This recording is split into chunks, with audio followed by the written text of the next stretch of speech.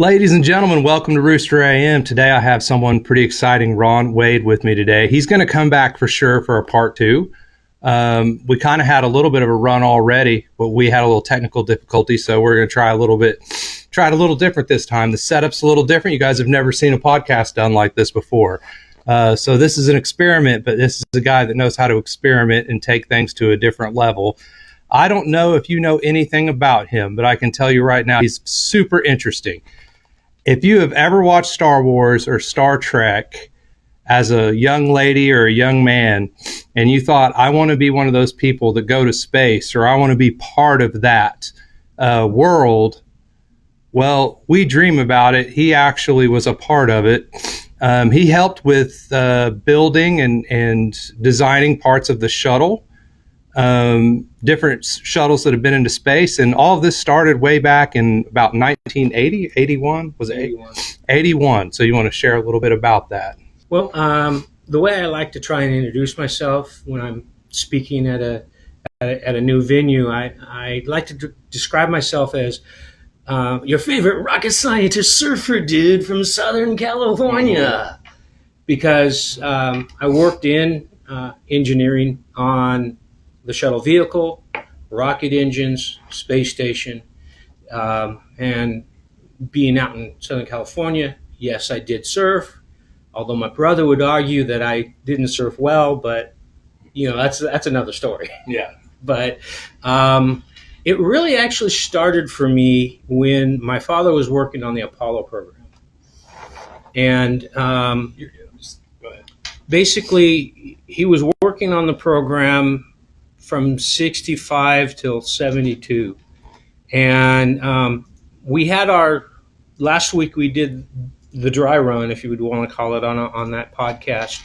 And the significance behind that date was the last of January, 1st of February is kind of a week of mourning for NASA, in that with the Apollo 1 fire that happened on January 27th, 1967, and then Challenger blew on January 28th, 1986, and then February 1st is when we lost Columbia on reentry. So that was kind of the timing for that podcast. But anyway, can't cry over spilt milk. Well, your dad was a part of that, wasn't he? Yeah, my dad was part of the Apollo program. He worked on the command service module, which was built by North American Aviation in Downey, California. And so when the Apollo fire occurred, he'd already come home from work. And I was only 5 years old at the time, but because I think we had a basketball game that he was going to go take me to. And he got a phone call. And even at 5 years old, I could tell that this was not an average phone call. His countenance completely changed. And I rarely heard him say, "Yes, sir, yes, sir." But his voice was crackly. And he told me, I got to go back into work. I'm sorry, no basketball game tonight. And if you're not familiar with the Apollo 1 fire, all three astronauts died. You had a pure oxygen environment, and the Mercury and Gemini program capsules built by McDonnell out in St. Louis at the time, they had a dual gas oxygen environment. It was gaseous oxygen and gaseous nitrogen, more common to what we breathe normally. And NASA didn't want to pay for the weight, because weight is very critical when you go into space. And so they said, hey, we only want oxygen. Well, we have the Velcro today. That was developed because of the space program. And the astronauts really liked having Velcro, and they stuck it all inside the capsule. Well, Velcro is extremely flammable. Oxygen in a pure oxygen environment, all it takes is a spark. And so you went from 8 psi inside the capsule to the I forget exactly what the pounds per square inch was that they estimate during the flash fire, but unfortunately that capsule was, you would pull it open. Well, you had 28,000 pounds of pressure pushing against that door. And even if you had three Arnold Schwarzeneggers inside there, they still would not be able to open that door in time to save their lives. And in fact, they didn't die of the flames; they died of asphyxiation, which is also a sad thing, because it really was just a flash fire. Was it caused by the pulling of the Velcro, or No, what caused the spark? Do they know? They determined that there was a short circuit in the wiring just below Gus Grisham's feet. So the repeated, because you learn something from repetition, and during testing, during training for the astronauts would get in and out of that capsule so many different times, and the entry and exit, they determined that it caused fraying of wiring, and it caused a short and a spark. Wow. Wow. And So it didn't take much. It didn't take much. Yeah. But so my dad was there all night long because he had to secure all the documents for it, anything pertaining to that specific spacecraft. And I remember when we went to church on Sunday, I saw a lot of the fathers that were involved in the program, and that I didn't normally see the fathers at church, but they all came, and brother Pastor Ashcraft, after his sermon, they all rallied around Pastor Ashcroft, and he did his best to try and comfort these men in their time of grief. Oh, it had to have been horrible, because I wonder how many of them thought it was me. Yeah. Like when you're sitting there looking at, like I wonder if it was what I was working on. Or, yeah. I've had that gut check, so I know. Right. Yeah. Well, let's talk about that. So you kind of followed in your dad's footsteps, Yes. got into the space, the shuttle, designing work. You were 18 years old. Yes. Not even fresh out of high school. I mean, that's wild. You're like a rocket scientist for real. So how'd you engineer? An engineer. How'd you get that job? All throughout high school, I took drafting classes, and in fact, I attribute my mechanical aptitude to my grandfather. He was a Iowa farm boy, and here in Oklahoma, I think I'm speaking your language, in that when you're out in the North 40 and the tractor breaks, and all you got is some baling wire and a hammer or whatever, you got to make it work. And so he was retired, and I learned at his feet in his workshop. I saw him design something and then fabricate parts. And the cool thing is I started putting the pieces together in my mind, and then I realized Pappy's gonna build a go-kart. Yeah. But I saw his designs, and I saw him fabricate the parts. So I saw the start to finish, and I was always at his feet, and he invested so much. My first time under a hood was changing his starter on his '69 Impala, and so I might have been 8 at that time, and so I had this mechanical aptitude. My dad loves aircraft, so I had that. And there was a co-op program that Rockwell Downey, the predecessor to North American Aviation, that they were going to train us for 4 hours a day, and we'd receive school credit. So I was one of 125 that signed up from both of our high schools in Downey. And so I was one of 25 that got accepted for the program. And then when June rolled around and I graduated high school, I was one of two that was hired. Wow. But the thing is one of the real cool things was they just didn't give me an assignment and say, "Go away, kid, go have fun on your drafting board." No, my drawings that I was producing per their direction was actually being used to fabricate parts, and I was basically not even a month into my 18th year in high school. Well, and you brought one of your drawings, and it's pretty significant because you were put under high stress to get this. So let's talk about that little moment. Okay. Because that's a cool moment. Well, here you've got the space shuttle that first launched on April 12th of 1981. Same date that Yuri Gagarin first went up in, I think 61, April 12th, 61. But don't grade me on that. I could be 1 year off. But so we were getting ready for the second launch, which was, I think, scheduled for October time period, and September, October time period. And one of the technicians was loading on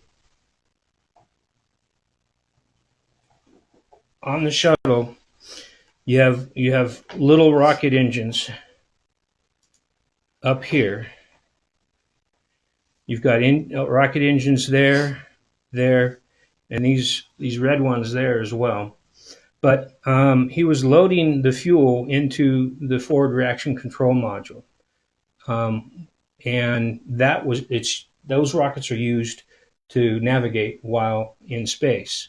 Well, as he was loading it, the nitrogen tetroxide, which is a very caustic chemical, some of it leaked into the interior of the vehicle, but also leaked down the space shuttle tile. And I've got some of the tile right here. So we were already stacked and ready to go. It was in the vertical inclination like this. And the debate was whether or not to roll the entire stack back to the vertical assembly building, demake the shuttle, put it in the horizontal, and remove the module. But then that would delay the program. So they had to come up with different options. And so because I worked in the ground support, propulsion ground support design group, which was responsible for the removal and installation of that module, we could only do it in the horizontal. We couldn't do it while it was in the vertical. And so my supervisor and my leads came up with a bright idea, combining a couple of other pieces of equipment that we already had, putting it together, kind of like that Iowa farm boy mentality, got to get her done. And so I had about a half an hour to come up with this layout. And we've got it on scan, and so you'll see that a little clearer. Yeah. But if you've ever, okay, you know when they do biopics and they get somebody who really looks like the person, yeah, but there's just something a little bit off. They gave me a half an hour to do that layout, but these men and women have been working the program for the last 5 years. If my concept was slightly off with regard to proportions, well, you're trying to sell an idea. And if I had a little bit off, that could give some bias against that particular proposal. So I had to be very accurate, but I had to do this all by hand on a drafting board. This was way before we had computer-aided design. So, and you had a supervisor probably standing over your shoulder the whole time. Yeah. And so I did that in August of 81, just 3 months from having graduated high school. And so it was definitely a pressure cooker. Wow, that's pretty cool. I mean, that just sounds like a spot in a movie where it's like, you got 30 minutes to figure this out. The clock's ticking and you're trying to figure it out. And it was money, a lot of money. If there wasn't a solution, it would have probably cost money delaying the whole thing. Yes. And luckily they were able to find a small person that could climb up on the inside through some passageways and remove the insulation blankets on the inside. They removed and replaced the contaminated tile on the outside. So in all reality, the launch was only effectively delayed about almost a month. So that's good. So compared to the alternative. Yeah. But the thing is when a problem arises, whether it's on a program like this or in life, sometimes you got to think outside the box and have a dual path for success. Yeah. Well, that's true in ministry. Yes. A lot. So you're doing the space program. You're sold on this space program. You're sold on the idea of going to space exploration. Yes. And I'm a person who believes in facts and history. Mm-hmm, mm-hmm. And I believe that we landed on the moon. Yes. I believe that. There's a lot of people that believe otherwise. Okay. And I'm going to go through some of these questions that people have, and I'm going to give you an opportunity to try and help understand, because you believe in the moon landing. I mean, I don't know how you couldn't, being you working with the space program and all of that. The first one, this is the one, it's the number one thing, and it's the easiest one to disprove, but it is one that people always bring up. Why is it that the flag is waving? Well, in the videos. In the videos. Okay. The thing is, for one thing, it's hanging on a pole, a horizontal pole. It's attached to the vertical pole as well. But the thing is when you plant it, the laws of physics have not altered from there to here.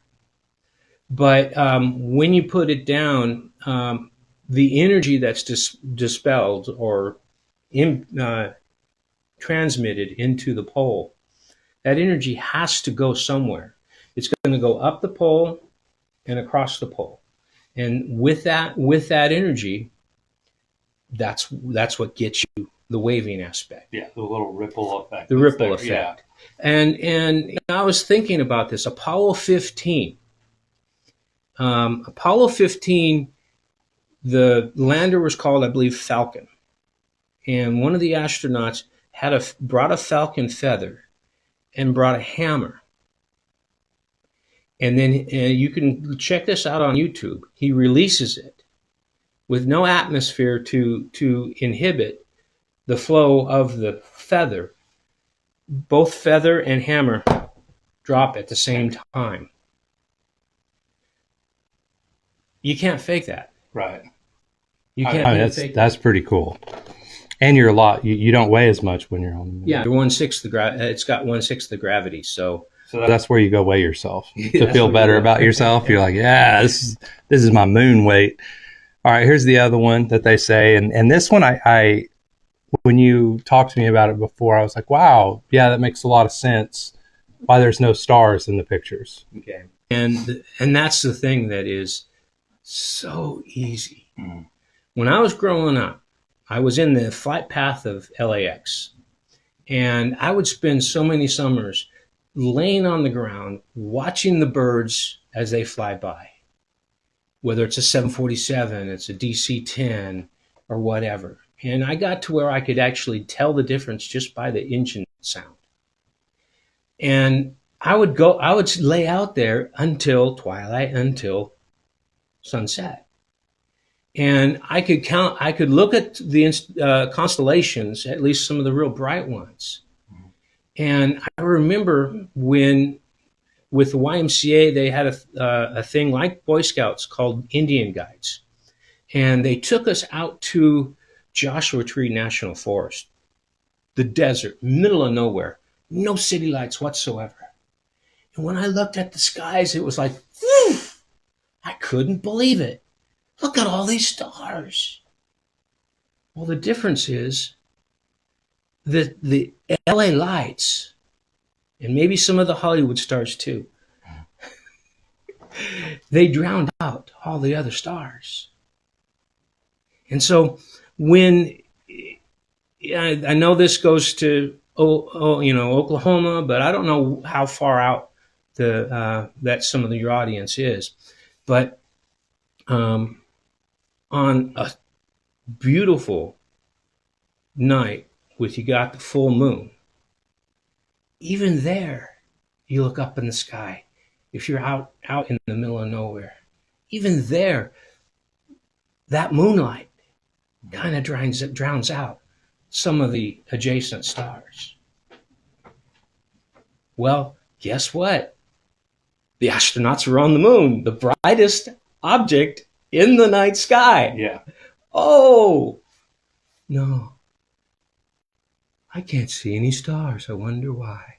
Yeah, you're on the brightest source of light, and other than the sun. Other than the sun. Yeah, and I was like, wow, that does make a lot of sense, because if let's say you're halfway between the moon and Earth, and you look back at the Earth, can you even see the LA lights? I mean, like, but the moon is still there, still bright. It doesn't go away. Like in the reflection of the sun off of, I mean, it's the brightest spot at night. So if you're standing on that looking up, you're not going to see anything. No. You know, I wonder how far away from the moon you have to get before you can actually see the stars. That would be a good question to ask. I don't know. Artemis is supposed to be going up in a couple of 4 weeks or so. They're going to actually travel beyond the moon. So, that might be a question that we can try and float to NASA. Yeah, I mean, this one right here is the easy one. I thought, I mean, the one, because the other complaint was, in these conspiracy videos, look, the lines, the shadow lines, they're not perfectly even. And I'm like, well, first, the moon itself isn't perfectly even. It's not a complete flat surface. So you're not going to get perfect shadow lines. Yeah. But there's also other reasons. Well, I was thinking about this on Sunday when I was headed out to one of the prisons that we go to. And during that time period, it was partially cloudy. But as I was looking across the landscape, the shadows that were cast from the clouds, the differing crops, the winter wheat that's gone in, and some of the fields that hadn't been planted yet that still had the dead stalks. Mm-hmm. And I was thinking, okay, we've got color, and that color provides contrast. That color in that contrast provides depth. Yeah. Okay. I see where you're going. And so our brains, like I said earlier with the biopic, your brain knows Elvis, and they also know an impersonator. Right. Okay. So our brains are trained in this Earth suit to establish distance and shadows by what we know. There, you've got you don't have that color depth perception because it's all basically gray. Mm-hmm. Only some of the rocks come out and they're orange. They're so. Oklahoma State Cowboys, there's some orange rocks there. It's also in a different space fixed based on the light reflecting off Yes. of it than it is. It's a different atmosphere than it is on Earth, like, or not atmosphere, just a different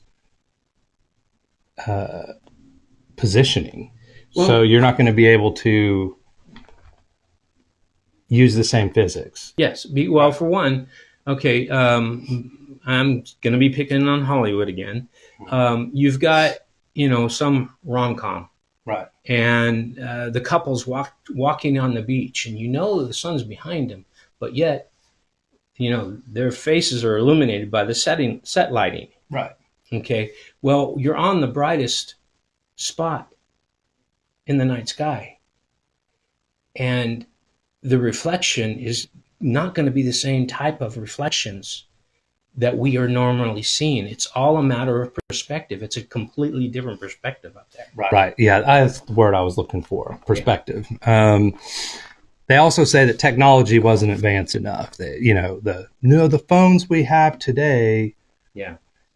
But I, as a person who does understand computer power and technology, I was kind of a forerunner in some of the stuff we have today.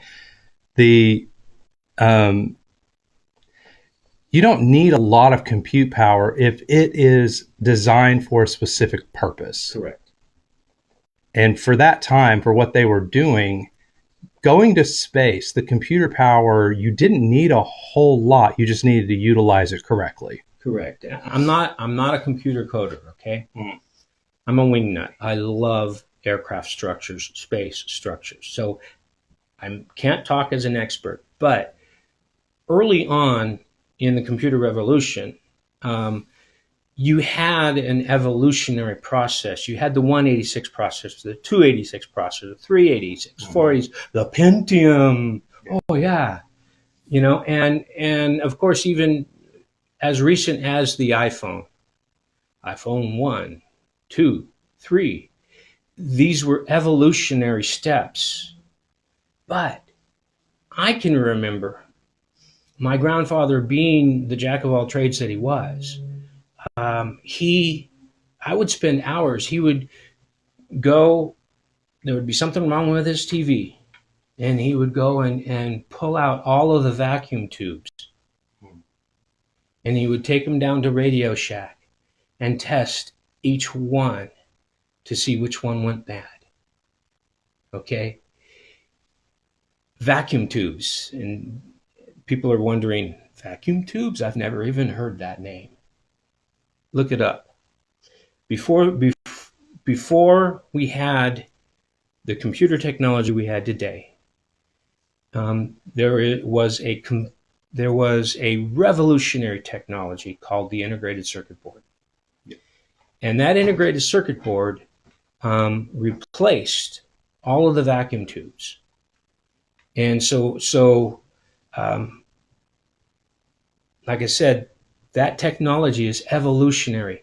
If you look at the Hollywood movies about space at that time, 2001: A Space Odyssey, if you look at the special effects, Star Trek, and they had the spaceship Enterprise, and there was a green hand holding it. Mm-hmm. And the special effects were so cheesy, but that's all we had at the time.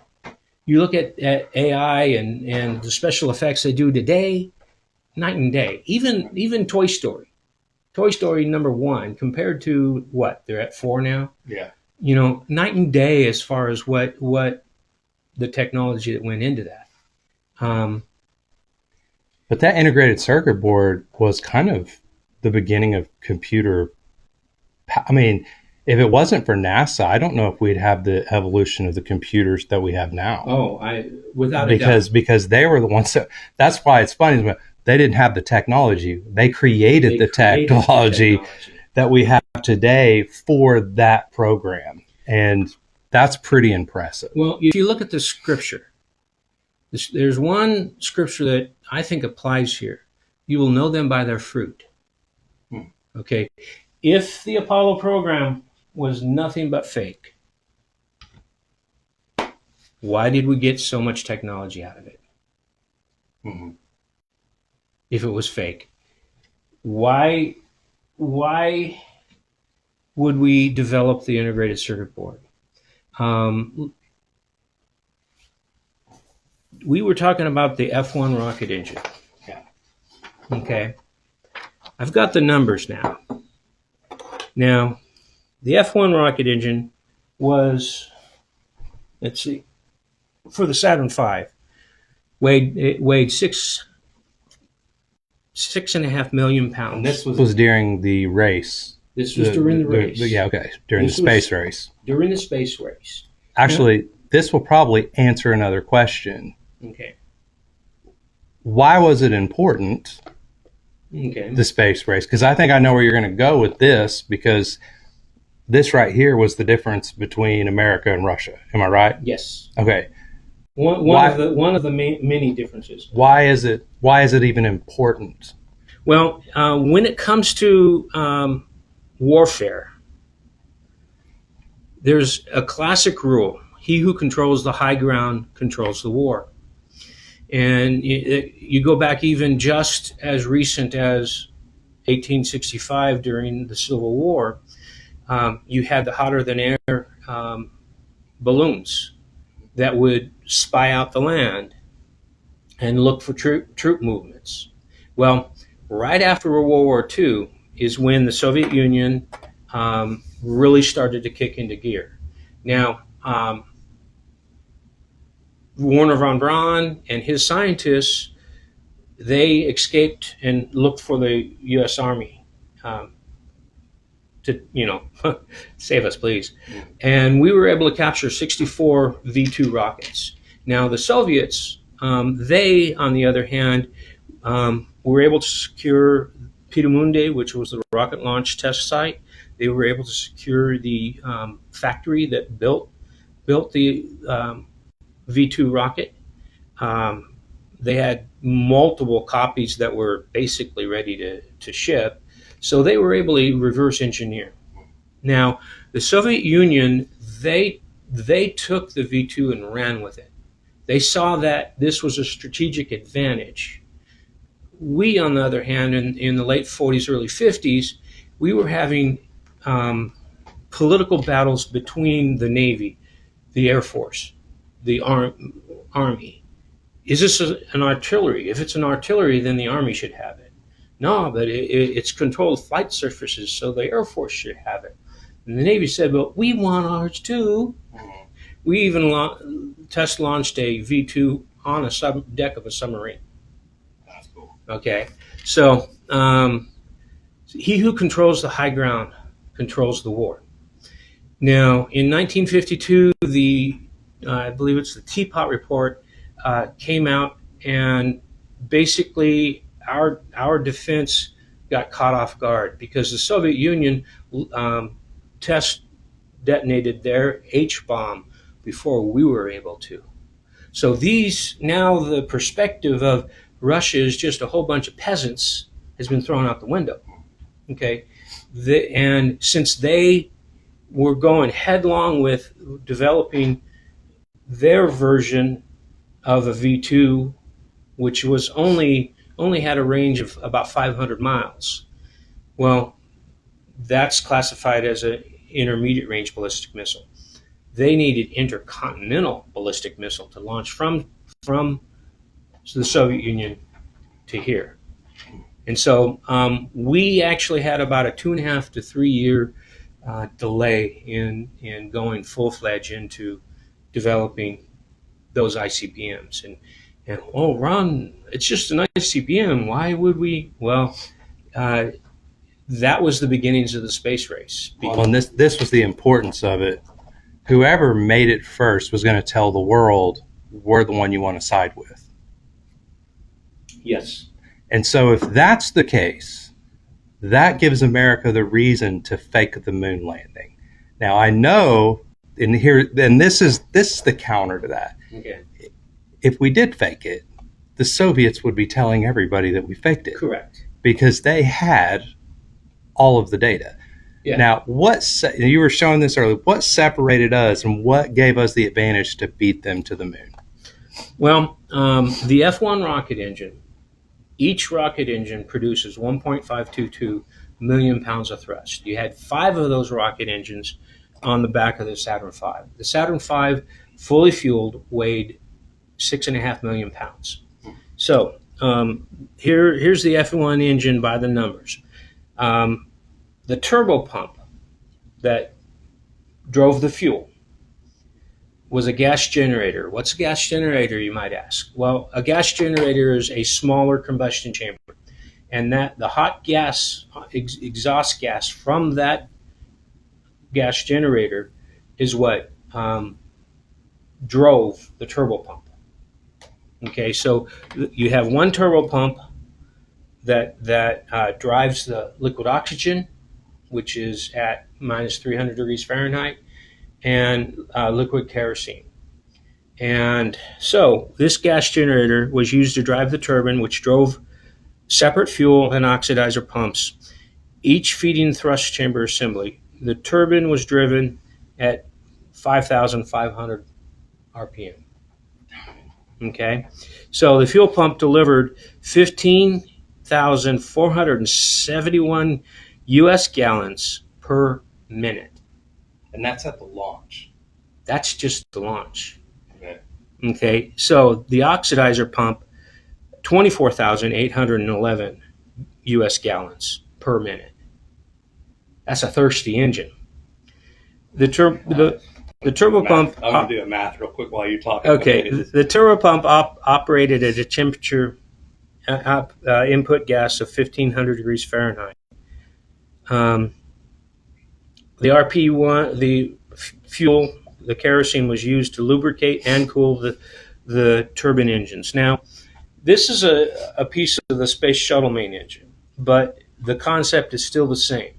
You would have the 3,000 degrees, or in this case for the F1, 1,500 degrees Fahrenheit in here, but you would have the liquid kerosene flowing through these tubes.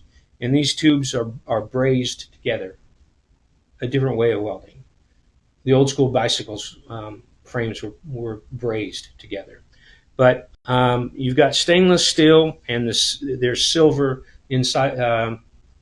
Silver is used for the brazing.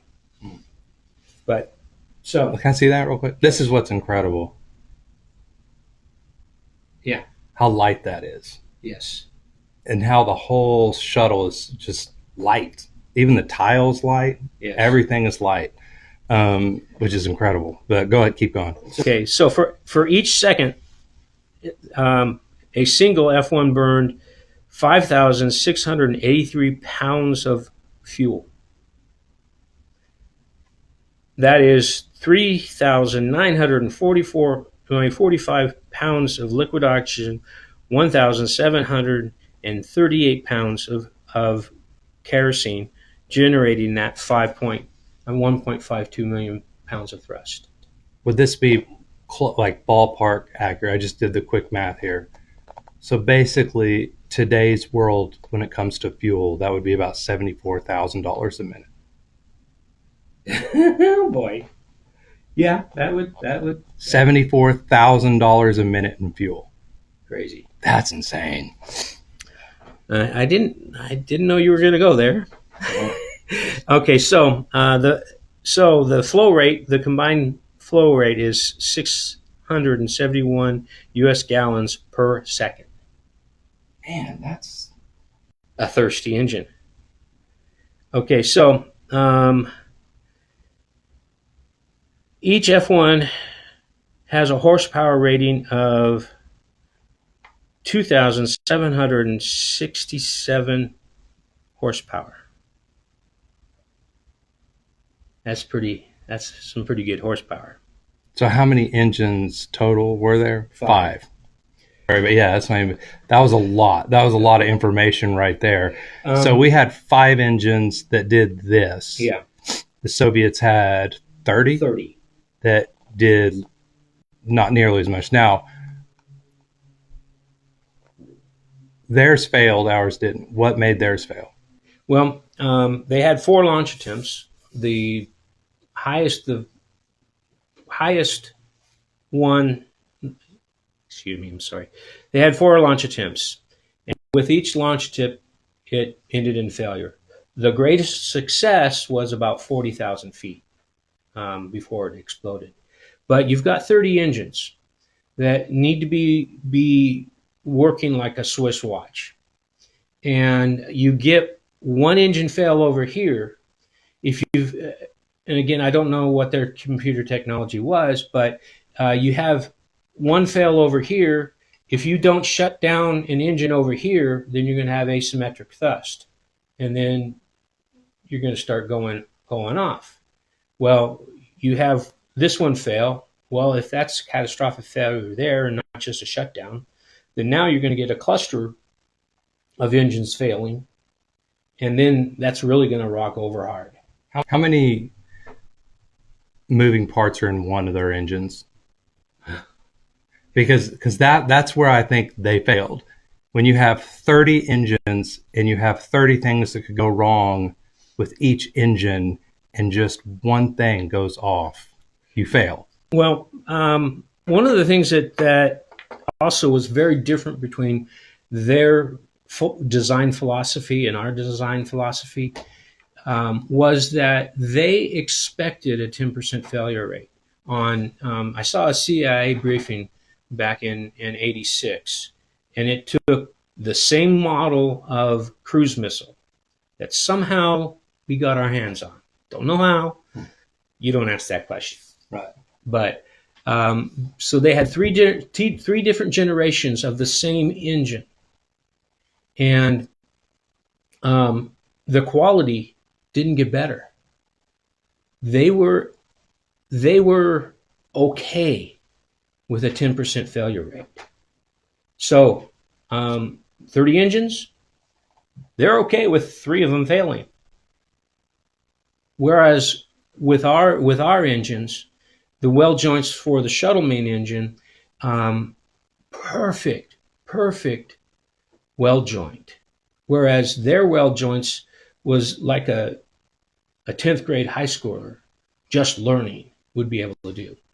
Well, and we were wanting a 98% success rate. Is that what NASA shot for, or was it like? I mean, I know they're shooting for 100, but you got to have a little room there for air. That's not a question I've ever asked. Really? Because I was just curious. Because I would think we were probably shooting for at least a 98 to 99% success rate. 1% failure. My educated guess would be about 90%. Really? Okay. But okay, so I had brought these up, and you'll capture these nuts and bolts in a picture. But one of the things that also that CIA briefing did was the same factory that produced these cruise missiles. They'd do a production run, and then out of the same factory, they'd produce, dryers for your laundry, and they'd use the same hardware. Okay, and that's not the same as that. I can tell. And this one is not the same as this one. And so, so how much heat can the American bolt take compared to the Ace hardware bolt? It's not necessarily a matter of heat. It's a matter of how strong it is, because Ace hardware, wherever they get the metal to make it, there you go. Whereas this bolt and nut combo has the paperwork trail. We know exactly when it was taken out of the ground, when it was made into a bolt. In fact, after it was made into a bolt, this is all traced by serial and lot number. Anybody who touched that, whether it be Fastenal, and here in Enid, there's on Grand, there is a company called Fastenal, which is aerospace fasteners. So if they buy from this manufacturer this bolt, and then Fastenal then, as a distributor, sells it to Textron, which owns Cessna and Beech, and then Cessna then sells it to you, because you've got an airplane and you need that bolt, that entire paper trail is tracked Because it's the highest grade metal you can have. for that specific design function. Yeah. Wow. That's pretty cool. That's really cool. Well, that kind of answers the question, because that is one of the conspiracy theories is, well, we faked it because we wanted to be first. But then when America, when we did it, we released all of our documents to let them try to prove us wrong. And none of the rocket scientists and all over the world, Soviets would have loved more than anything to go out and say, we found a flaw. This isn't true, but they couldn't. The Olympics are going on right now. Mm-hmm. Okay. And if somebody cheats, no one likes a cheater. My son was going for being an Olympic athlete for bicycle racing, and on the velodrome, he got silver medal at nationals. And we were down in Houston, and one of the local boys he was racing against, they were racing side by side, and my son was going at a higher RPM to go the same speed that he was. The reason why this is specific is that juniors have gear restrictions because they want to save the knees and they don't want to have essentially Tommy John's aspect for the knees. So they gear the bike back to where it's a 52 tooth, 14 tooth. But adults can go down to a 11 tooth. So, but if you're down at 11, it's a high speed, but you're moving faster with less pedaling. Mm-hmm. So the officials didn't check his bike. He was the local boy. Mm-hmm. So the Soviets, they had their launch attempts that failed. We brought back soil samples. We brought back rock samples. And we distributed them to every major university on the planet. And no one likes a cheater. Soviets didn't even need to be the one to point it out. Mm-hmm. They could have used one of the Soviet bloc countries, East Germany. Hey, the Germans, they're really intelligent. If those were not lunar samples, if those were indigenous to the San Gabriel Mountains out in California or the Rockies or the Alps, if those rocks were indigenous to this planet, they would say, excuse me, mm-hmm. But they didn't. Right. Yep. That makes total sense to me. Okay. One thing I want to also bring out about the moon landers. Have you ever sought out somebody's autograph at a signing table of anything? Yeah, I mean, I've had a couple who come on the show. You know, I have them sign like my guitar, and Martin Sheen signed a couple things for me. So Taylor Swift, you got all these teeny boppers going to Taylor Swift and wanting their autograph. Mm. And if you've ever seen whoever the star is, they just do that. Mm. Very little interaction whatsoever. Every single time that I've spoken with a moonwalker or any astronaut from the Apollo program, they do the very same thing, with the exception. When I get on up there, I said, my father worked at Downey. Is that true? Tell me, what did he do? Mm. And it's because their butt was on the line. And I've got it, I've got skin in the game too, because my father helped get them there. Yeah. There's a different respect level than just somebody who's wanting to get an autograph. Well, what's frustrating is when people start naysaying these things. You look at these people who put their life on the line, and they put their care under a bunch of engineers And yeah, so this was a collective effort Yes. by thousands of people. 400,000 for Apollo. I mean, that's crazy amount of people. And you're telling all of them, yeah, you guys were all part of a lie. All 400,000 of you were a part of this lie. Yeah. And I think that, and not only that, like I heard once, it might have been Neil or Buzz, I can't remember, but someone said that they went up to him and said, we think you faked the moon landing, and they turned and punched him. It was Buzz. Yeah, I mean, punched him because I understand why. You are disrespecting 400,000 people who did a whole lot to keep me safe, to go do something, to come back for you to tell me it's a lie. Oh man, I deal with that with music. Like I deal with it myself. Now, I can't imagine walking on the moon and coming back and people saying that, oh man, that would blow my mind. And we can even test it today with the stuff we've left on the moon. Yes. Like we got lasers and microscopes now that can see it. I mean, there was even a Big Bang Theory episode where Leonard had this laser, and he had a date with Penny, and on the roof. On the roof. Yeah, I remember that episode. And he was shooting the laser there. Shooting the laser. Yeah. And we can do that today. In fact, if somebody's an astronomer and they've got a nice high-powered telescope, you can see where not only the landing sites were, but the third stage of the Saturn V, it was already on its way to the moon. It was actually sent on a trajectory to do a collision course. So we even know where the third stages are, and we could, if somebody actually wanted to use logic and prove the point, the evidence is there. All you got to do is look.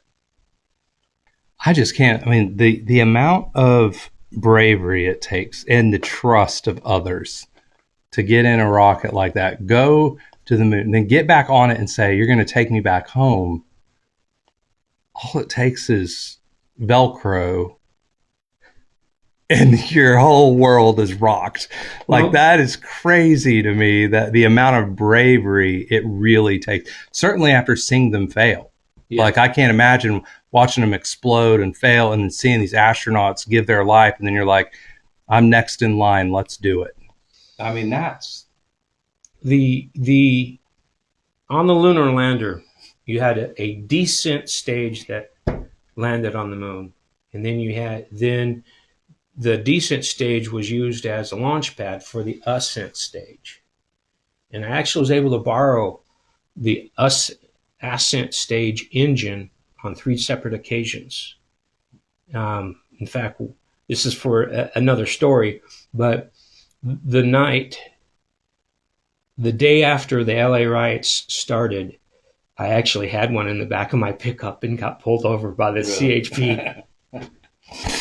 But what would have happened though if the ascent back, if they would have missed their target, would there be a way to retrieve them? No. The ascent stage engine had a reliability rate, proven tested reliability rate of 99.999999%. Repeating, of course. Just like a nerd way of doing it. It's repeating. It's never stopping. Yeah. Yeah. But it used valves and controls. It used that nitrogen tetroxide that I was talking about, and it's dimethylhydrazine. And these two, the oxidizer and the fuel, when they came together, was an explosive combination. So you think of Muhammad Ali and Foreman. Okay, that's an explosive combination. Well, with you didn't need an igniter, so that was one aspect that you didn't need to. They just mixed together. They mixed together, and it's throttleable. The valves and controls, you could throttle it. Here's the deal. That one thing that could have failed, somehow during the jostling around inside the Grumman built in Bethpage, Maryland, Um, anyway, the switch to turn the engine on broke. Little known fact of Apollo 11. And so Buzz Aldrin got his pin out, stuck it in there, And switch it. and was able to do the switch. Otherwise, Like otherwise they would be dead. That's like the that funny commercial, the bean commercial where the astronaut's running and he gets behind the rock and he's hiding. There's that monster on the moon, and it's like totally quiet, and then he just farts, and it's like these beans are not for astronauts. Like what was going through his head when he farted is probably what happened when it just breaks. Like, oh no! How? Wow, a good thing he had a pin on him. Good thing he had. Like wow, that's. But the thing is I'm pretty darn sure that there was corrective action after the fact to make sure that didn't happen again. Yeah, I mean that's wild. I just because that's where I get like, for me, I'm a defender of we landed on the moon, because when people start to do the opposite, you are, and I understand why they do, and I think this is a good follow-up question. I think most of it's not because of fact. I think most of it's because of the idea of not trusting authority. Well, also within the 60s, you had two primary phrases that came from that era: question authority, and there is no absolute truth. Yeah, that's the most dangerous. Absolute truth, I think, is the most dangerous idea. There is no absolute truth is the most dangerous motto in all of history. Because you can, things that are factual right in front of you, you can say, well, that's not absolutely true to myself. Correct. And so I don't want to accept it as truth. And that the thing is that permeates into today's media. You look at all of the Disney movies from the 90s, the early 2000s, every single one of them. The child rebels.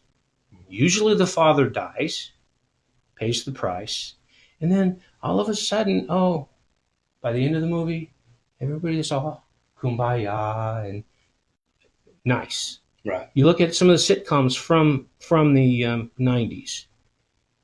The adult was always the bumbling idiot, Saved by the Bell. Yeah. Okay. I could go on. Yeah. But all of that derives from questioning authority from the 60s, which actually, I believe, goes all the way back to World War II, because the elite academia, socialists here in the United States, aligned themselves philosophically with the doctrine that of the Nazis. Them being what were they called? The National Socialist Party. National Socialist Party. Yeah. So that has it as its roots. And Nikita Khrushchev said, we're going to be able to take you without even firing a single shot, because we're going to get you from within. Question authority. Also, what Ronald Reagan said, he said, we are one generation away from socialism. Yeah. We're always one generation away. All it takes is one generation to get us into that mess. This last decade, look at the rise of Antifa. And now we got what's going on with regard to the immigration and ICE and so forth. They're just enforcing existing law. Check this out. Like I heard this today. If you want to get as communist as you can get, Gavin Newsom in California, and I don't really get political very much on the show here, but let me. I heard this today, and I heard it from someone who is reputable. So, the quarterback that just won the Super Bowl, I don't know if this is true, but I think it is, played the Super Bowl in California, San Francisco. And because the money was coming out of San Francisco and he was getting paid, he was going to get taxed by the state. So he made, I think it was, I'm going to guess, I think it was like $170,000 he made for winning the Super Bowl. But they took the 13 days that he worked there, and they didn't base it on that one event. They based it on his full year salary and taxed him on the full year of his salary, prorated for those 13 days. And after winning the Super Bowl, the quarterback for the Seahawks owed California $70,000. So he went and played the Super Bowl, won, and because it was in California, he owed them $70,000 for winning. Did he at least be able to answer when asked, what are you going to do after now that you've won the Super Bowl? I'm going to go to Disneyland. I'm going to go to the IRS and pay them $70,000. Thank you, Gavin. Like that is crazy how we've even came to that place. I honestly, when I look at there's so many things that we get taxed on that it's almost like we are inches away from basically being socialist because we're getting taxed so hard that it's like, it's not even our money anymore. I mean, when you are taxed for your Social Security, and then when you receive that money, you're taxed again on the money you've already been taxed. Yeah. And then you look at your income tax, then you buy a home, and then that money that you just made from income tax is being taxed again on your home tax. It's the same dollar getting taxed over and over. Imagine if you could remove all of that and you just have one tax. That would be great. But, out in California, the World Series at Candlestick Park, they're about ready to get going. And there's an earthquake. I think that was 87. I actually felt it in the San Fernando Valley. I was in a 4-story building. Even though that's 465 or so miles away, I still felt the building move and sway. But to help rebuild San Francisco, there was a 5-cent gas tax. Governor Duke Majan, a Republican, okay, so I'm not just picking on the Democrats, but they instituted, and it was supposed to be like a 2-year tax. Still there today, isn't it? Still there today. It's just like our highway. We do the toll roads. Yeah. We're only tolling until the road is complete. It's paying for the road itself. But then after the road's complete, it's still there today. They never took it down. And that is the idea of absolute truth. Well, when I read the Constitution, what was true then isn't true today. So it's not what I believe they were saying. I believe this truth. I hate that. I've actually ran into this in a problem I had in my life. Someone made this quote and people bought it. Well, there's his truth and then there's my truth. No, there's not. There is one truth. Correct. And people are buying yours. And they're selling mine, but there's one truth and yours ain't it. That's when I hear that, it just, this is my truth. And the thing is you've got activist judges that, the Constitution is the Constitution is the Constitution. The amendments are the amendments are the amendments. The Federalist Papers are the Federalist Papers are the Federalist Papers. Period. Okay. Any law that comes before Congress, this is the gold standard. If this law does not match up and does not meet the gold standard, then it's unconstitutional. You cannot mold this Constitution to make it say what you say. Period. And that is probably the beginning of we didn't land on the moon. Yeah. That's just not the truth I want to believe. It's like the flat earth, the flat earth people, that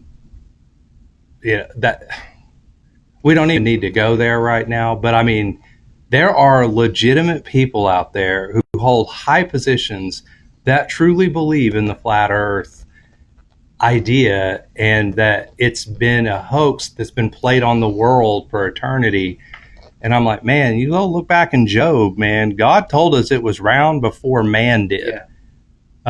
And I do find it interesting that the Bible, and there will be people on here that will comment and say, you don't know what you're talking, you must be uneducated. No, truly, I'm telling you the truth. Go read your Bible.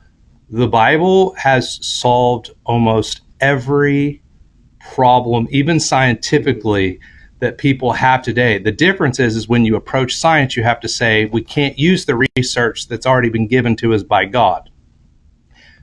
So we have to do it outside of that. And if we do that, we come up with a conclusion that is so far-fetched. One is the Big Bang Theory. Mm-hmm. So if you go to AI, unbiased AI, now it's all biased now. They've written in biased in the code, like what you have. But before they did that, and you could go to AI and ask it a simple question, you could ask it, what is closer to truth? The biblical narratives of creation versus the Big Bang. The probabilities came out that based on the information gathered and out there, and based on the scientific information we have, comparing like the flood of Noah, the rock formations, all of that, and if you use the Bible, there's a 94% chance that the Bible is true. Mm-hmm. You go to the Big Bang Theory, and it was less than 1% that it could be true based on all of the miraculous jumps that you have to make evolution work with the Big Bang Theory. That's why it's called a theory. Mm-hmm. And it's the only thing you can come up with when you remove the Bible. So you have to remove it. The ultimate truth you have to remove and say, okay, this is going to be our truth now. And it's mind-boggling, because the Bible, if you go back to it and you just look at, and I understand, well, that's such an ancient culture. I get it. I want to propose this. I don't believe that we are evolving as a people. I think we're devolving. Yep. Look at the halftime show. Yeah, I mean, I don't even want to go there. We're not going to go there. We're not going to go there. Yeah. But, okay, so one of the primary laws of thermodynamics is entropy. Energy in never equals energy out. There is always a loss of energy. Okay? And that in and of itself disproves the theory. Because you can't have something from nothing. Right. The energy is always going to degrade when you put the gas in your tank. Start your engine up. It's not the same. And everything outside of what we consider our reality, our scientific reality, we don't know. So the laws could be different outside of that if there is an outside creator. Correct. The laws could be totally different in that realm, but in ours, it can't change. But when you have to try and change it to fix your theory, that's no longer science. That's more faith than what they consider faith. Yeah. Like you have to have more faith to believe in the Big Bang than to have faith that God created everything. I agree. You would have to have more faith. But they'll say, no, this is science. No, it's not. It's not real science if you are creating factors that can't be proven. Well, think of this. We spoke of earlier Apollo 15 and the Falcon feather and the hammer, yeah. Okay, so that goes all the way back to Sir Isaac Newton underneath an apple tree, and they hit some bonk on the head. And so he's the one that is credited for discovering gravity. Problem is gravity already existed. Yeah. He's just the first one to acknowledge it. Yeah, he acknowledged the truth of what it is. But someone out there could say, well, I don't believe in gravity. I have never punched a person in anger. Okay? But here, let me punch you and let me see if you fall down. Right. Oh, you fall down? That's called gravity. Mm-hmm. In fact, when I was doing Bill Nye the Science Guy mini space camp for my kids in school, and I would present. That's why one of the reasons why I have these models. I would present the space program, and so I would get a boy. Hey, who's the toughest kid in the class? Oh, Johnny is. Johnny would come up, and I said, okay, guys, I'm going to have Johnny hold this feather. See this rock? This hammer. So, if I hit Johnny over the head, I can't do this demonstration now. that'd be a lawsuit now. But Right. if I hit him over the head, of course, the look on Johnny's face is going. What's going to hit first, him or the feather? What's going to Hit the ground first. hit the ground first? Yeah. And they all said, Johnny will. Then I said, hey, Johnny, don't worry about it. You're going to be holding the hammer too. Okay, everybody, count from 5 down to 1, and then I'll have him release. 5, 4, 3, 2, 1, release. Obviously, so gravity already existed when Sir Isaac Newton boing, got the light bulb come on. God's law, God's existence, way before we were even a glint in our parents' eyes. Right. I think that before the Tower of Babel, we were probably at the highest level of intelligence, and we devolved from that point. Other than Adam and Eve, because they before sin entered the world, but we started to devolve at that point. And you look at now I get it, we've had technology that has helped us look like we are smarter. But look at the writings of ancient Hebrews versus the writings of today. Yes. Look at how they thought, how deeply they thought. The things that they preserved and how they would preserve things without the technology we have today. Correct. Well, just think of their language here with our English language. We've got basically, think of it like the 7 primary colors. And in the English Bible, we've got Lord, we've got God, Almighty God. But that's really but when you look at the Hebrew, you have El Shaddai. You have Jehovah Rapha, the God who heals. You have Jehovah Jireh, the God who provides. No, we've dumbed it down. So dumbed it down. Like even anytime you see capital G-O-D, capital L-O-R-D, that's Yahweh. Yeah. That's what it is, but we don't do that. And we've dumbed it down. We've dumbed it down. And we're even dumbing it down even more now. Well, okay, MTV generation, with music videos, you display, you get an idea out there in the matter of 2.5 minutes. So our attention span has gone down. And now with the phone, it's even less. It's a half a second as we scroll. Oh, yeah. From just doing the music and looking at the algorithms like myself, because here's the deal. Like when it comes to music today, it doesn't matter. It does. Like it genuinely matters. But when it comes to people hearing it, it doesn't. I can tell you the best music ever written, we probably aren't listening to today because no one's hearing it. Because to hear it, you have to understand the algorithm. Today, when you're doing social posting, and I've tested it, but you can look at my Facebook and see how I test things because I leave it up for people to see.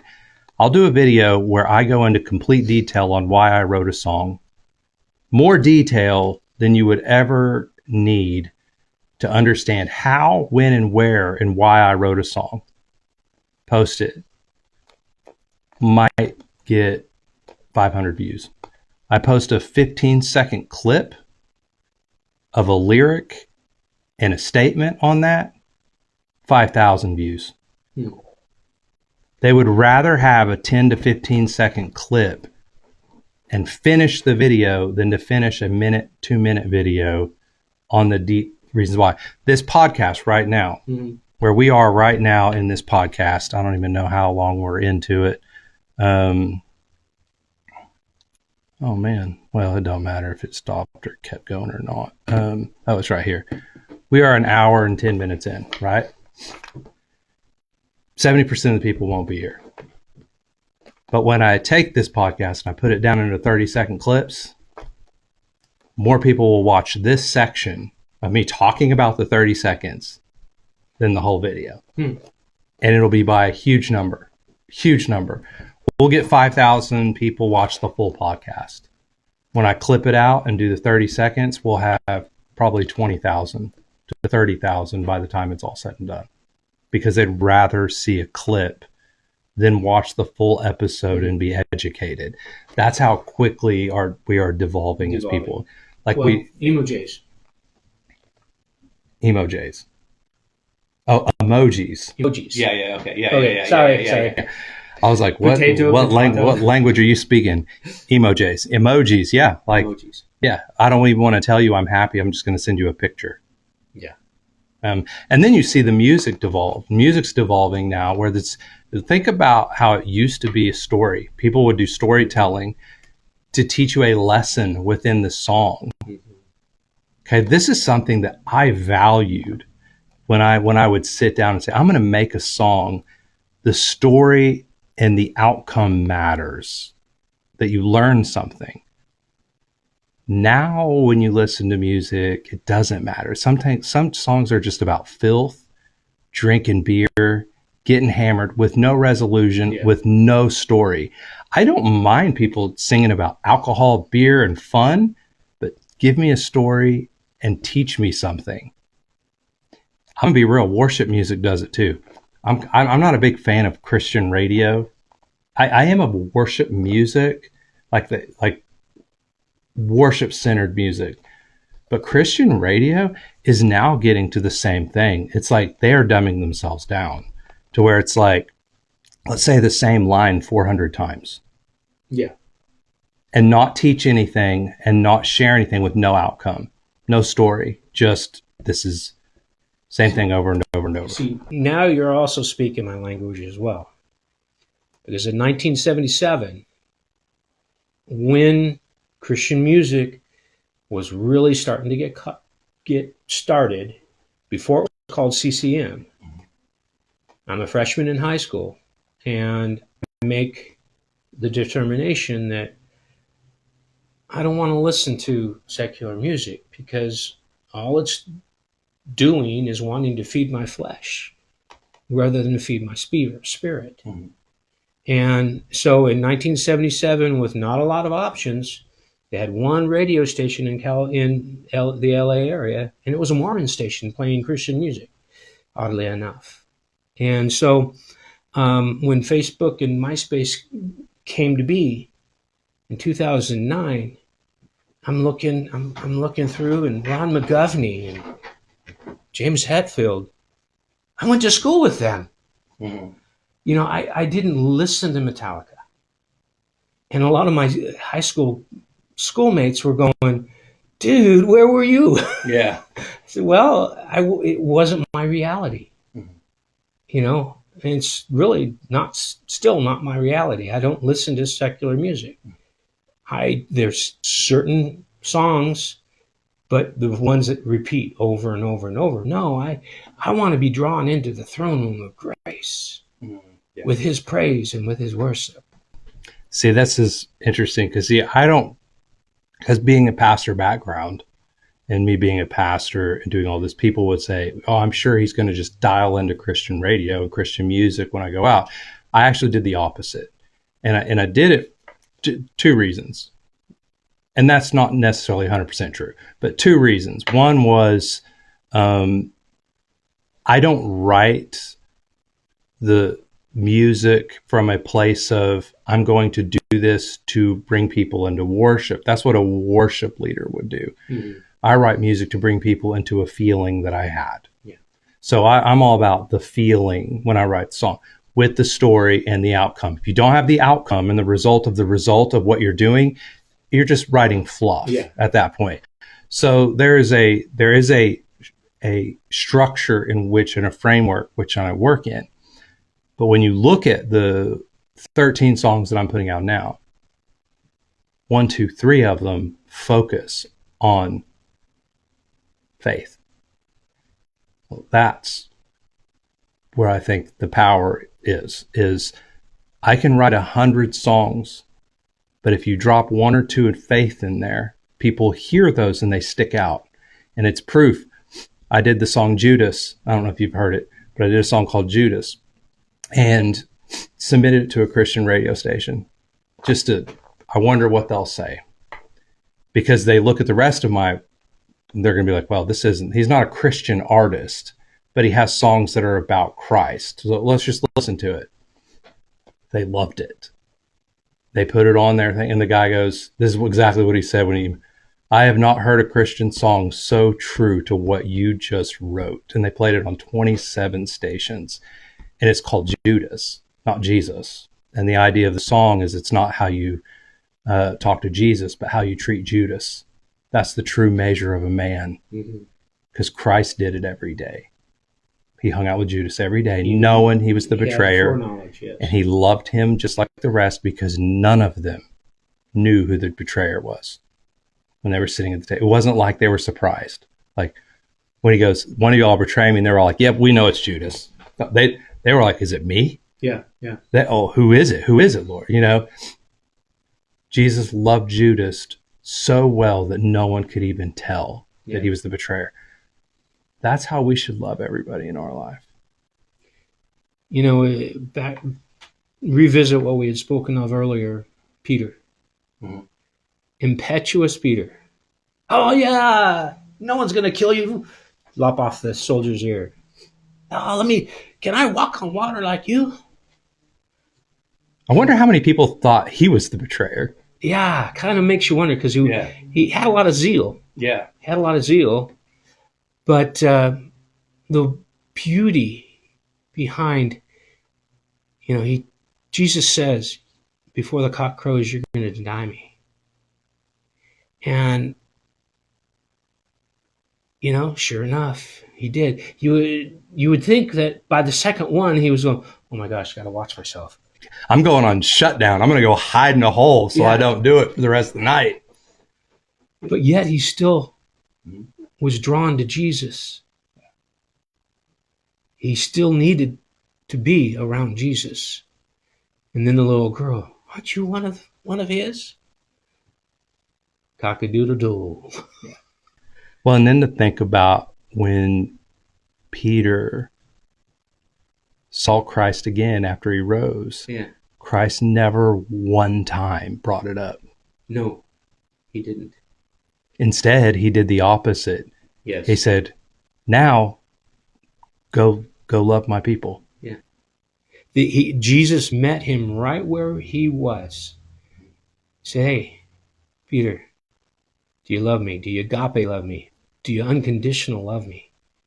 Oh, yeah, Lord, I phileo you. You know that I have a deep Brotherly friendship, love, yes. brotherly love. And feed my sheep. Hey, Peter, do you agape love me? Lord, didn't you just hear me? Mm-hmm. Yes, I phileo you. I have that deep brotherly love for you. Feed my sheep. But here is the redemption. He met him right where he was at. Each of the 3 times he denied him. Then, a 3rd time, Peter, do you phileo love me? Do you love me as a brother? Yes, Lord, I do. I love you as a brother. Feed my sheep. So, the 3 times he denied him, and the 3 times Jesus restored him. Mm-hmm. And to me, that is such the demonstration of love. That is how it should be every aspect of our life. Yes. Someone makes a mistake, you don't ever cast them out. Your job is to restore them. Yes. And that is the true definition of discipleship, by the way. Mm-hmm. Discipleship, many times churches will say it's rules. where, make sure you read your Bible, make sure you're praying. This is being discipled to be a good Christian. Make sure you're reading your Bible, doing it this way. No, that's not at all. The real definition of discipleship is to show another way. Mm-hmm. That way is Christ every time, but that's the whole idea. If someone is walking off a path, it's to show them the way back to the path, not to give them a rule book, not to tell them this is what they're doing wrong. It's to slowly and kindly show them the path back. Because I can tell you this, every day I woke up as a pastor and I would go to work, I went with the understanding that I was no better than any other man that walked in the door. I was equally worthless at the foot of the cross, and we all are. And I should be afforded the exact same grace that I teach, even if I am in the worst of the wrongs. And I believe the same way now for every human being that is a follower of Christ. Even outside of Christ, you show them the same grace, the general grace, because Christ gives that. But once you are a believer and you are in the church, grace should be afforded on the highest of level because Christ did that for you. And when you refuse it to someone else, you should be very careful. Because I would much rather be humbled by God's words than his ways. We are called to be peacemakers. We are called to the ministry of reconciliation. And the thing is reconciliation is not a clean process. Reconciliation is not. Reconciliation is a lot of sucking up your pride. It really is.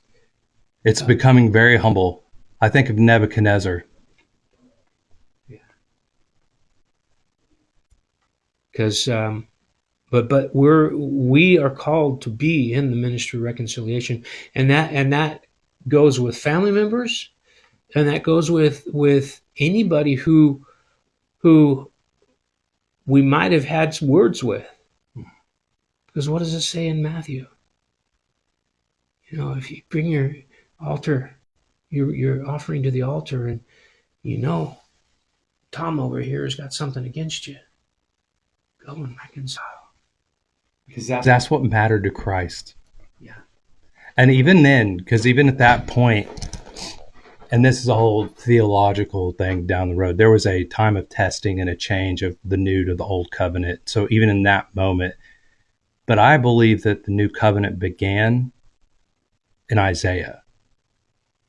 Not the atonement. That happened at Christ. Yeah. But the teachings of grace and love and forgiveness and all of this is way more important than temple worship started in Isaiah. Yes. And Isaiah was teaching this, and then the Pharisees said, never mind, don't listen to him. Do it our way. And Jesus came to say, nope, I'm here not only to fulfill it all, but to show you that Isaiah was right. The whole time, this whole time, you have been doing it wrong. That's why I'm here. And then what did we do as a church? We took exactly what Jesus taught us not to do, and we've done it. Yes. We are now, and I say this, and I'm not generalizing every church out there, but I will say, and I will say this with confidence, 90% of the churches out there are ruled by Pharisees. Yeah. Today, they are ruled by Pharisees, and they don't even know they're Pharisees. They don't know it. They believe they are righteous and right. Because Jesus himself said, all the law and the prophets come down to 2 commandments. Love the Lord our God with every fiber of our being. Of course, I'm paraphrasing, but with every fiber of our being, we're to love the Lord our God. And then to love our neighbors as we love ourselves. And I think one of the areas where we get hung up is part of that equation. Love our neighbor as we love ourselves. What if we don't love ourselves? I know. What if we don't forgive ourselves? You will project that on other people. Yes. This is why when somebody has went out and committed a sin 13 times in their life, can turn to someone who's done it once and crucify them because they're projecting what they believe should have happened to them on that person, and they're finding themselves righteous. Yes. And they're actually wrong. They are so wrong. They have no idea that they are acting like the brood of vipers that John the Baptist called out. And they have no idea. And they believe they're righteous, and they cannot let their pride go. And they will keep walking in that. Yes. And even 10 years later will still say they were righteous. And it will need God to break them to see that they are wrong. Very simple. When you're pointing the finger, how many are pointing back at you? I know that. The scripture about the splinter in your brother's eye. Well, what about the log in your own? Mm-hmm. And so. And how do they just throw it out? And they throw it out like all that means nothing. And us being right is what matters. And here's the icing on the cake. He who is without sin cast the first stone. And so, as I'm walking my walk of faith, there's been a lot of introspection. I just know that, and it's not cheap grace. No, it's not at all. Every drop of blood that he shed was expensive. And I think that's why, and we will talk about this on part 2 when you come back. I think that's why you do prison ministry. Mm-hmm. That can change you when you see people in prison radically change. Yes. And it's not some fake jailhouse change. It's real. And you see that and you go, okay, God's grace is at work right now in this person. And when you see that, you go, I am just as bad as that person. Yeah. I just didn't get caught. Precisely. And when you get caught, everybody who wants to make you the orange jumpsuit, they are projecting what they are onto them, and they're missing the point. This is why I am the person that I am not sold on a political party, right? Like you have people who just lockstep walk. I'll tell you right now, I am a 100% believer in liberal politics when it comes to the death penalty. I don't believe people should be put to death. I don't believe it, and I don't believe in abortion because I think both of them are putting people to death. And I don't think either one deserve it. And people go, you'll change your mind when something happens to you and your family or whatever. And I'm like, you know what? I might, because I'm a sinner. But I know the absolute truth. And the absolute truth is God can meet someone wherever they are. Mm-hmm. Who am I to disrupt that? And the thing, twice a week, I sit down with murderers and rapists. I sit down and have conversation with the enforcers of different affiliated gangs and converse with them because I know that scripture in Matthew that I just talked about. If we have anger against our brothers that we've already murdered in, I am no better than that enforcer. Dude, yeah. And here's this, I'll tell you real. I found myself in that same self-righteousness. I have found myself in that. And I'll just give you a small, brief example. We don't have to go into the details. But when I felt like I was wronged as a human being, I had bitterness and anger towards those people for a long time, for probably a 6-month period, until it dawned on me that in that bitterness and anger, I was just as bad as they were. Because I'm murdering because of my hate towards what their idea, or the hate towards their decision, or how they came about there. And then oh my gosh, I need to love them. Even if they hate me, I need to love them where they are because Christ did the same for me. Amen. And now I see all those people that I had so much bitterness. Man, I saw some of them today. And when I saw them, I just shook their hand and smiled and loved them. I was like, you know what? I actually love them. Even if they don't believe or trust or whatever. It doesn't matter.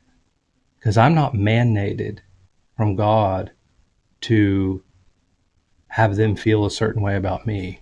I'm mandated to love them where they are. Yes.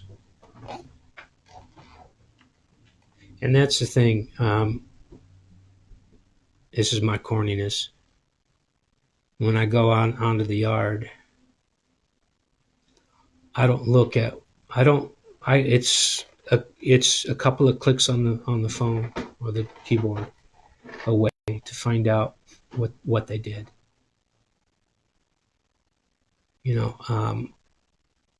When I get on that yard, I don't see red, yellow, black, or white. I see a sea of orange. And what did Jesus tell us to do? To be fishers of men. So I just happen to be fishing in a goldfish bowl.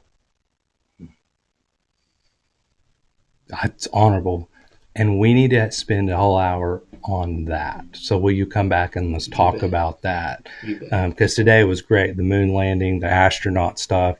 But when you look at Ron, you'll see there is a second layer, there's a third layer, and there's so much more. And I am interested into getting into that stuff. I'm interested in floating some ideas to you about how I see the Bible and things that I see that I believe that have been mismarked by the church heavily. The Billy Graham crusades. Love Billy Graham, love what he did not love the follow-up, telling people, fill out your card, walk the aisle, and you're secure in your faith. No, you're not saved by walking down an aisle. You're saved in the seat when the Holy Spirit turns and changes your heart. That's when the change happens, and no card can do that for you. No prayer can do that for you. It's a heart change by the Spirit of God. Correct. Things like that. Like, I would love to go into detail with that. Or where is hell actually? Because nowhere in the Bible does it say that hell's eternal. It says the lake of fire is eternal, but it doesn't say your torment's eternal. Nowhere does it say that. It doesn't say it anywhere. And when you say the weeping and gnashing of teeth, you are taking a parable, and Jesus is very careful on telling you a parable is a tale that parallels real life. It is a tale that parallels real life. When you take parables and you start making those realities, no. The lesson is the reality, not the parable itself. Well, and the thing is, my good old Southern Baptist roots, and American Baptist as well. But if you can find it 2 to 3 locations in the Bible, yeah, you can pretty much realize that that's sound doctrine. One passage by itself even spoke by Jesus, as you pointed out with regard to the parable.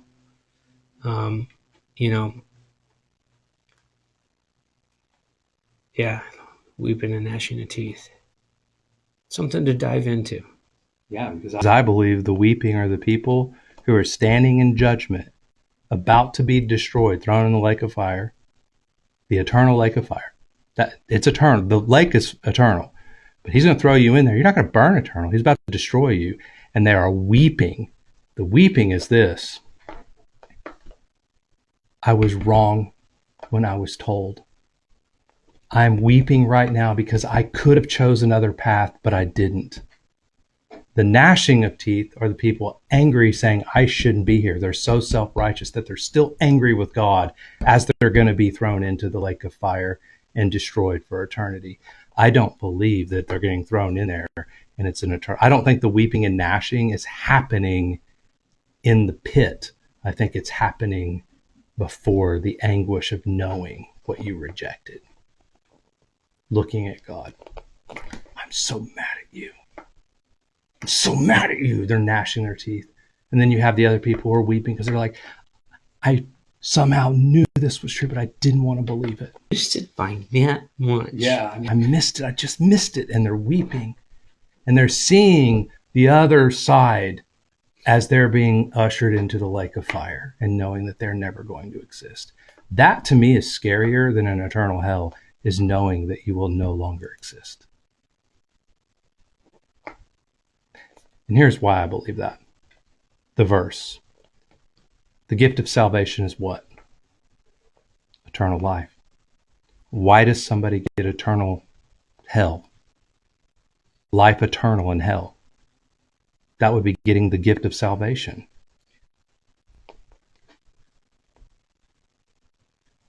Now, if you want to rephrase it and go, well, that's called eternal death. No, death, let's define death. But as spirits, we're eternal beings. Are we? Nowhere it says that. It says you become eternal when you get the gift of salvation. We were created in his image, in his likeness. Right. But fallible by sin. Renewed and eternal. We are renewed and made eternal through Christ. Before that, we are covered in sin. We will never be able to walk into the throne room of God or stand in the holiness of God with sin on us. It's impossible. Correct. We will die and be destroyed. The guy who touched the ark, Uzzah, when it fell off, is proof of that. Him just touching the holiness of God struck him dead right there. And he was apparently a priest. Well, he probably wasn't, but he was carrying the ark. Yeah. Right. Died right there. If you walk into the heavens in front of God and you have sin, you will be destroyed just like that. And you will be put to death. That's why Christ had to cover it for us. Now when we walk into heaven, we can walk freely because we don't have the sin on us that was given to Christ at the cross. And our names are written in the Lamb's Book of Life. It's only after we die that we're blotched out. Okay, that's the other thing too. That's my big thing that I've been telling people for a long time is the book of life. We hear it wrong when you learn about it. Is people go, well, when you come to know Jesus, you're written in the book of life. No, you're not. You are literally written in the book of life until you reject Jesus, and then you are removed. Yes. You reject him, you're removed. You're rejecting his atonement. You're rejecting him to remove your sin. You're saying, I don't want that. And because of that, you can't stand before God without being completely destroyed. So he actually has mercy on you and throws you into the lake of fire to be eternally destroyed so you don't have to face God. It's mercy. God's giving you mercy by destroying you. That is the truth. Nowhere in the Bible are you going to show me otherwise, because and you can look. I challenge you to go. I challenge everybody to go and look and find it, and you won't find it. Now, you will find it in Greek mythology. You will find it in the Greeks, and you will find that early Christianity picked up a lot of the doctrines of the Greek mythologies and included it into Christianity. Hence, the Roman Church spoke a lot about hell. Why? Because you needed to what? Confess your sins to be removed. There is a reason why there was that people were stuck in purgatory, and you had to fill out a thing and give us money to get them out of purgatory. You could bless them now. You have to keep coming back to the tabernacle or church and do your confession like you are sacrificing a lamb over and over. Or what? If you die with that sin on you, you will go to eternal hell. Nowhere in the Bible is that said. You have one priest. You have one high priest, that's Jesus. He's the one who forgives your sin, not a priest in a confessional. Mother Mary was adopted because every culture then had a Greek woman goddess. and Christianity didn't. So we wanted to make something that was equal to that. So we said, if you go to Mary and you pray to Mary, first off, nowhere in the Bible does it say that anyone can hear your prayers outside of three entities, Father, Son, and Spirit. The Spirit will actually pray on your behalf if you don't have the words. You don't need to go to Mary. But why do they say go to Mary? Because Jesus can't refuse his mother. That's why you Hail Mary. That is a Greek idea. That is not based on biblical truth. For another day. For another day, we can. But that'll be fun. That'll be a fun conversation. And again, I'm not someone who isn't. I'm not open-minded to hear what people have to say. I'll hear what they say, and I've had my mind changed on many things because I've had people show me proof text, and I'm like, well, you know what? I was wrong. Because I'll tell you what, the one who believes they're 100% right is the one that you need to be afraid of. One last statement. The highly intelligent individual who is a flat earther, this is going to make some enemies. I think sometimes maybe they're so open-minded their brain leaks out. It could be. I say that tongue-in-cheek, but Yeah. at the same time, some of the simple logic. You look up at the night sky, the moon's round. You know, Mars is round. The simple logic would tell you that a loving God, a God that is so loving that he has mercy upon a man who killed someone, took his wife, yet he told him he was a man after my own heart. Yeah. A God that has that much mercy, love, and kindness towards someone who sinned so badly. Do you believe that he would put his children in an oven for eternity? I don't. And I got to see the proof text to prove me wrong. And we can go through this later on. But thank you so much for being here. We're going to have him back for a part 2. Maybe part 3. Yeah. And always Uganda, too. Yeah. I mean, yeah, we can keep coming back. I mean, you have a lot of layers, man. So just thank you so much. You have any final word for everybody watching? You know, even if you are a flat earther or a moon denier, that's okay. We can agree to disagree. I'm not going to take you to task and really give you a wholehearted insult. I might do something in jest, but you have that prerogative because we all have opinions, and I can respect somebody if you've really put the thought into it and have come up with genuine arguments. You know, who am I to tell you otherwise? But I do believe there is an absolute truth. And I'm not necessarily keying in on the landing. I'm keying in on the scripture that time and time again, archaeology proves the flood happened. Every culture around the globe has a Noah story. And that in and of itself proves the Bible is accurate. The idea that Jesus, I forget how many prophecies were fulfilled in this man, Jesus. And if you remove even the miraculous, if you took the miraculous out, he still fulfilled so many. Yes. The statistical probability of all of those prophecies being fulfilled in one man is unheard of. Unheard of. Last final comment. If someone hasn't told you today, let me be the first. Jesus loves you.